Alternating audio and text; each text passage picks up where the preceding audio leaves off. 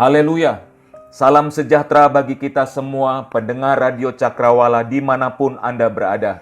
Senang dapat menyapa Anda sekalian melalui pemberitaan firman Tuhan pada minggu ini. Dan pembacaan firman Tuhan pada saat ini diambil dari kitab Rut pasal 4 ayat 1 hingga ayatnya yang ke-17. Namun saya membaca ayatnya yang ke-13 hingga ayatnya yang ke-17 demikian. Lalu Boas mengambil Rut, perempuan itu menjadi istrinya, dan dihampirinyalah dia. Maka atas karunia Tuhan perempuan itu mengandung, lalu melahirkan seorang anak laki-laki. Sebab itu perempuan-perempuan berkata kepada Naomi, "Terpujilah Tuhan yang telah rela menolong engkau pada hari ini dengan seorang penebus. Termasurlah kiranya nama anak itu di Israel. Dan dialah yang akan menyegarkan jiwamu dan memelihara engkau pada waktu rambutmu telah putih. Sebab menantumu yang mengasihi engkau telah melahirkan perempuan yang lebih berharga bagimu dari 7 anak laki-laki." Dan Naomi mengambil anak itu serta meletakkannya pada pangkuannya, dan dialah yang mengasuhnya. Dan tetangga-tetangga perempuan memberi nama kepada anak itu, katanya, "Pada Naomi telah lahir seorang anak laki-laki." Lalu mereka menyebutkan nama Obed. Dialah ayah Isai, ayah Daud. Tuhan memberkati kita melalui pembacaan firman Tuhan. Saudara-saudariku sekalian, minggu ini kita sampai di seri keempat dari khotbah kitab Rut.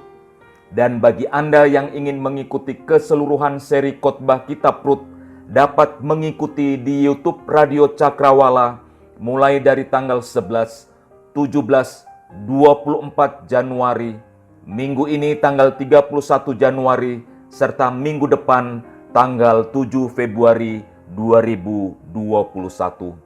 Pada perikop ini kita sampai pada narasi bagaimana akhirnya Rut ditebus oleh Boas melalui sistem penebusan yang sudah menjadi tradisi di masyarakat Israel.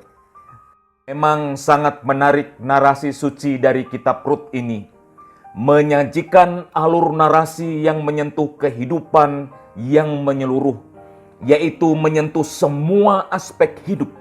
Namun di balik alur narasi ini, ada satu pribadi yang berkuasa mengatur, memegang kendali atas segala sesuatu, sehingga rancangannya yang kudus, yang sejak permulaannya digenapi satu demi satu melalui berbagai peristiwa hidup, baik yang menyangkut peristiwa-peristiwa yang normal atau biasa, melalui umatnya dan juga umat manusia pada umumnya, interaksi yang menyentuh emosi manusia yang terlihat dalam kehidupan masyarakat yang pada akhirnya memunculkan bahwa rancangannya yang kudus tergenapi melalui orang-orang yang tunduk sepenuhnya pada otoritas ilahi.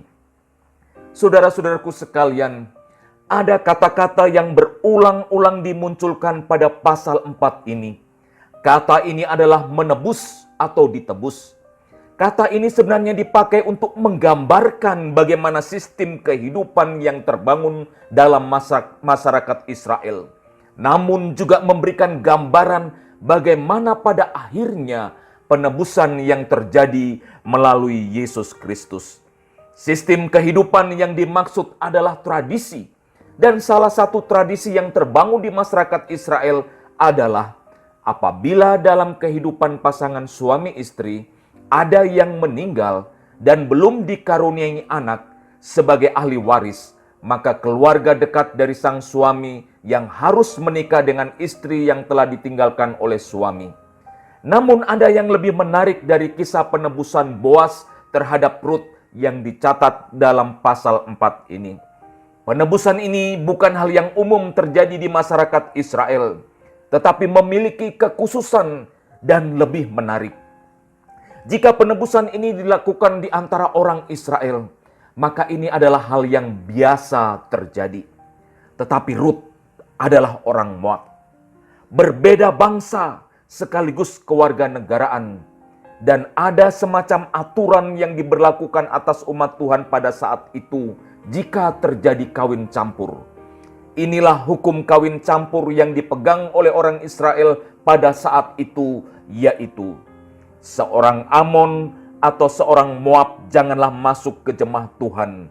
Bahkan keturunannya yang ke-10 pun tidak boleh masuk jemaah Tuhan sampai selama-lamanya.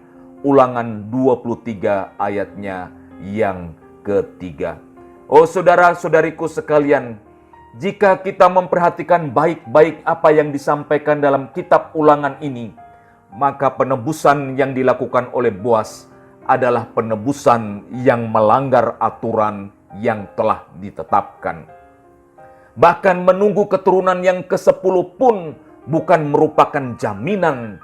Jadi sebenarnya peluang bagi Boas sebagai keluarga dekat untuk menebus Rut sangat kecil, sebab ia diikat oleh Taurat sekaligus tradisi yang dihidupi dalam masyarakat Israel. Tetapi pertanyaannya adalah, mengapa Boas dapat langsung menebus Rut? Saudara-saudariku sekalian, jika memperhatikan kisah Rut, maka sesungguhnya dalam perjanjian lama ini kita sudah menemukan sifat pewahyuan yang progresif. Artinya Allah mewahyukan kehendaknya secara bertahap kepada umat manusia melalui beberapa periode waktu, atau oleh para pakar sering disebut dengan dispensasi. Jadi sifat pewahyuan yang progresif ini tidak saja kita temukan dalam perjanjian baru, tetapi di dalam perjanjian lama pun sifat pewahyuan yang progresif ini sudah kita temukan, khususnya pada kitab Rut ini. Selain pewahyuan yang bersifat progresif, ada alasan yang sangat mendasar mengapa penebusan ini dapat meruntuhkan tradisi-tradisi yang selama ini terbangun dengan kuat. Sikap Rut dalam memasuki persekutuan dengan orang-orang Israel menentukan dalam penerapan tradisi yang berlaku. Bahkan persekutuan ini bukan hanya sekedar persekutuan dengan sesama manusia dalam suatu bangsa, tetapi Rut melangkah lebih jauh, yaitu masuk persekutuan bersama Allah yang kudus. Pengakuan iman pribadi Rut yang mengatakan bangsa mula bangsaku dan Allah mula Allahku merupakan pernyataan yang bukan sekedar ucapan bibir yang menggerakkan hati Naomi memperkenankan Rut mengikuti untuk pulang ke Bethlehem. Tetapi Rut benar-benar menghidupinya dalam kehidupan sehari-hari. Dirinya adalah Moab, namun hatinya adalah Israel. Ia meninggalkan semua tradisi yang dihidupi di Moab dan masuk dalam persekutuan orang-orang kudus atau persekutuan orang-orang Israel dan tunduk sepenuhnya pada Taurat yang dipegang dan dihidupi oleh orang-orang Israel. Bahkan jika memperhatikan dengan teliti perilaku Rut sebelum menerima penebusan dari Boas, ia adalah seorang wanita yang benar-benar taat pada hukum Taurat. Ia tidak sedikit pun mencemarkan dirinya pada hal-hal yang najis. Ia menjaga kekudusan hidupnya melebihi orang-orang Israel yang hanya tunduk pada hukum yang tertulis pada loh-loh batu, namun gagal menuliskan pada loh-loh hati. Tetapi Rut menghidupi hukum tersebut dalam hati dan ia layak ditebus oleh Boas. Sekali lagi saudara-saudaraku sekalian, Rut tidak sedikit pun mencemarkan dirinya pada hal-hal yang najis. Ia menjaga kekudusan hidupnya melebihi orang-orang Israel yang hanya tunduk pada hukum yang tertulis pada loh-loh batu, namun gagal menuliskan pada loh-loh hati. Tetapi Rut menghidupi hukum tersebut dalam hati dan ia layak ditebus oleh Boas. Apa yang disampaikan dalam narasi suci ini sangat relevan dengan apa yang disampaikan oleh Paulus kepada orang-orang di Korintus. Firman itu tertulis demikian. Karena telah ternyata bahwa kamu adalah surat Kristus yang ditulis oleh pelayanan kami. Ditulis bukan dengan tinta, tetapi dengan roh dari Allah yang hidup bukan pada loh-loh batu, melainkan pada loh-loh daging, yaitu di dalam hati manusia. 2 Korintus 3 ayatnya yang ketiga. Rut adalah pribadi yang menghidupi Taurat, bukan hanya pada loh-loh batu pada hukum yang tertulis, tetapi pada loh-loh yang tertulis di dalam hati. Sebab apa yang tertulis pada loh-loh batu tidak akan memunculkan keindahan jika tidak terpatri dalam batin atau dalam hati. Dan Rut memunculkan keindahan itu. Apa yang ia lihat pada loh-loh batu dihidupi melalui tinta yang tertulis dalam hati. Apa yang terlihat dari narasi suci ini menyampaikan berita kepada kita tentang tradisi menyatakan ketidakmungkinan penyatuan kedua belah pihak yang berbeda yang secara turun-temurun telah menjadi aturan dan kesepakatan dalam masyarakat. Namun Rut menyampaikan kepada kita bahwa melalui tradisi, aturan-aturan dan kesepakatan yang telah dihidupi secara turun-temurun dapat diperbaharui dan melahirkan tradisi yang baru, menjangkau semua orang untuk dapat hidup di dalamnya, dan tradisi itu dihidupi dalam komunitas iman. Oh saudara-saudariku sekalian, melalui kisah penebusan ini memberikan pengajaran kepada kita semua bahwa sesungguhnya ketika Allah bekerja untuk menggenapi rancangannya, Ia menyentuh berbagai ruang kehidupan. Ia menyentuh ruang sosial kemasyarakatan. Di dalam karyanya, Ia dapat menghadirkan siapa saja, menggunakan berbagai alat yang dipegang dalam masyarakat, termasuk tradisi yang ada di dalamnya, guna menggenapi rancangannya yang kudus. Narasi suci dalam kitab Rut ini sedang berbicara tentang Kristus yang datang ratusan tahun kemudian untuk menebus manusia. Penebusan Boas terhadap Rut adalah gambaran Kristus itu sendiri. Dan sebenarnya narasi suci ini sedang menyampaikan kepada kita tentang keajaiban anugerahnya. Aku adalah orang yang tak layak, tidak masuk hitungan. Secara aturan pun aku tak dapat diperhitungkan. Bahkan aku tidak dipandang.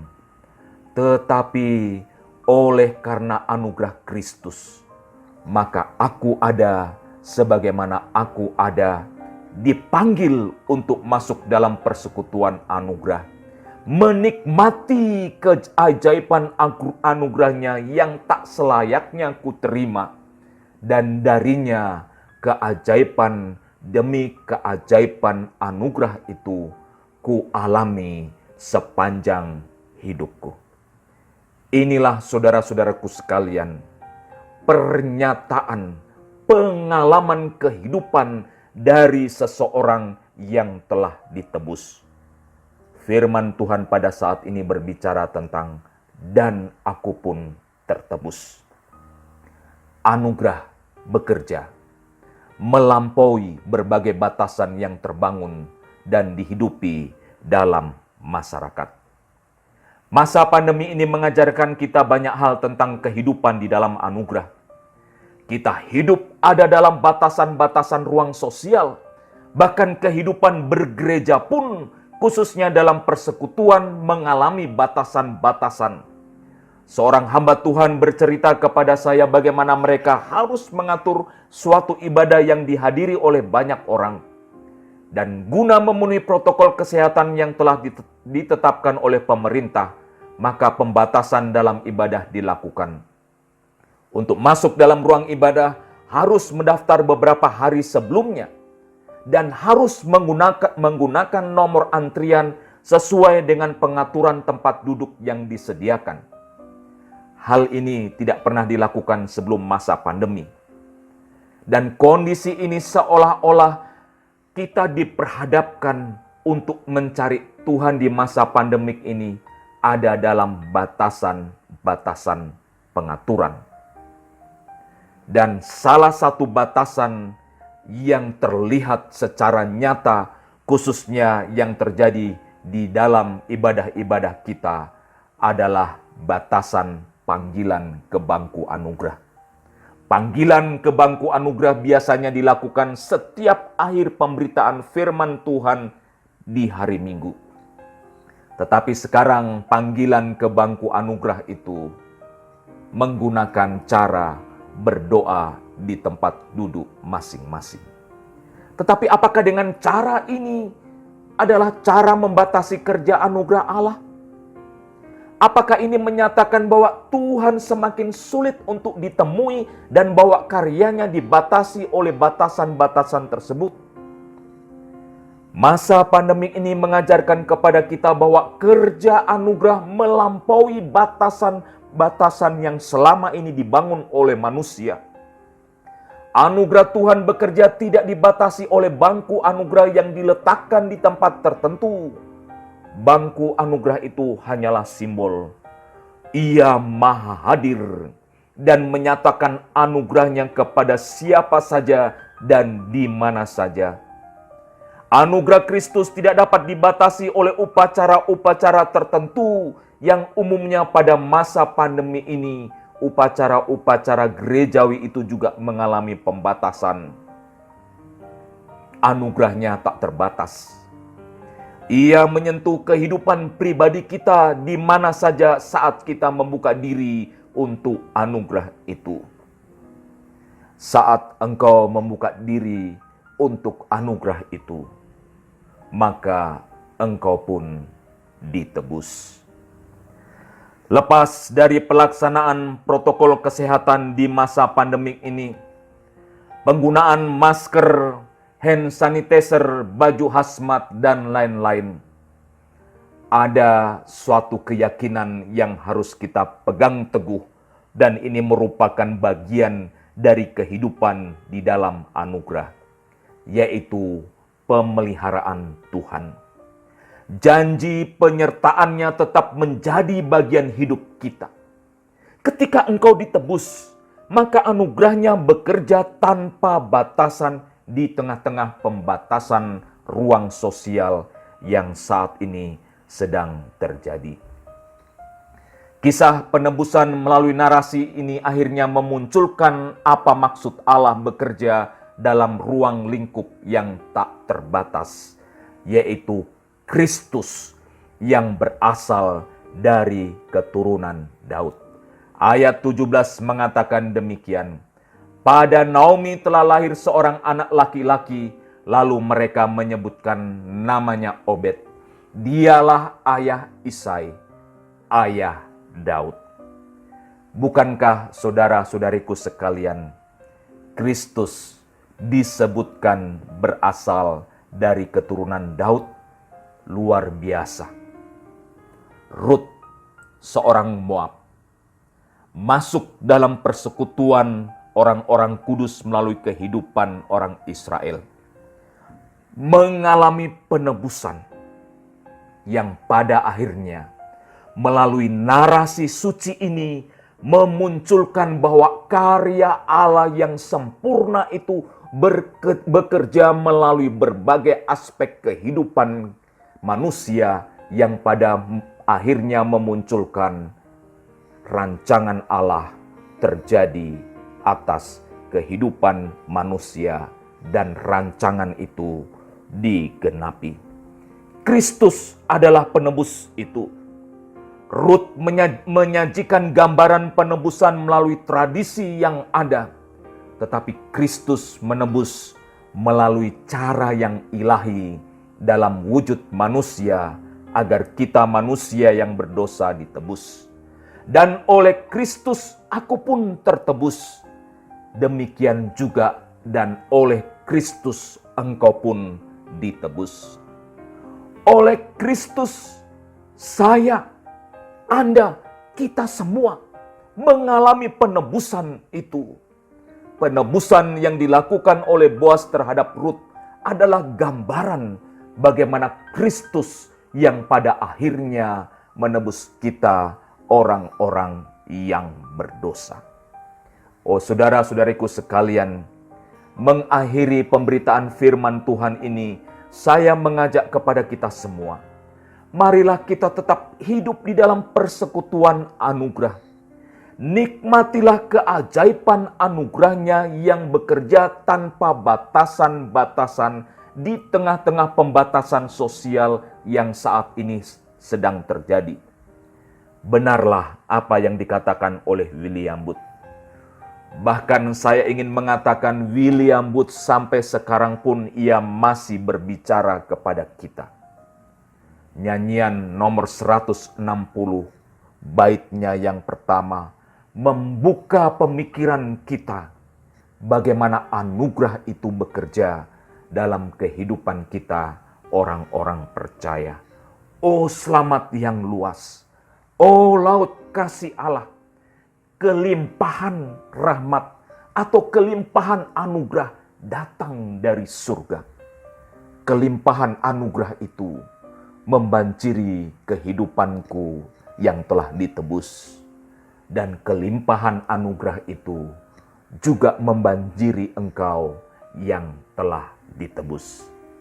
Maka pada akhirnya firman Tuhan pada saat ini menyatakan, dan aku pun tertebus. Mari kita berdoa. Terima kasih ya Bapa, karena pada saat ini kami telah mendengarkan firman-Mu. Terima kasih karena kami diingatkan bagaimana kerja anugerah dalam kehidupan kami orang-orang percaya.